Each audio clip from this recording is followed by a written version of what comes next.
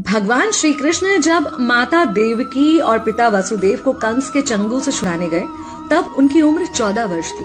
उनकी माता ने उनसे पूछा कि बेटा तुम तो भगवान हो, तो तुम हमें पहले ही कंस के चंगुल से छुड़ा सकते थे, इतनी देर क्यों कर दी? तो कृष्ण जी ने कहा, माता क्या पिछले जन्म में आपने मुझे 14 वर्ष का वनवास नहीं दिया था? माता हैरान रह गई, बोली ये क्या कह रहे हैं आप? तब कृष्ण जी ने बताया कि पिछले जन्म में मैं राम था और आप थी माता कैकेयी और आप ही ने मुझे 14 वर्ष का वनवास दिया था और कर्म फल से कोई नहीं बच सकता माता, इसलिए आपको 14 साल का ये दुख सहना पड़ा। तब आश्चर्यचकित होते हुए माता ने पूछा, तो फिर यशोदा पिछले जन्म में कौन थी?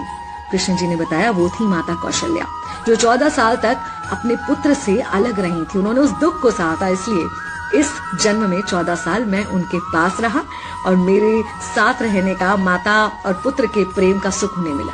कहने का मतलब यह है कि कर्म फल से ना उस युग में कोई बचा था, ना आज कोई बचेगा। खुद भगवान भी कर्म फल से नहीं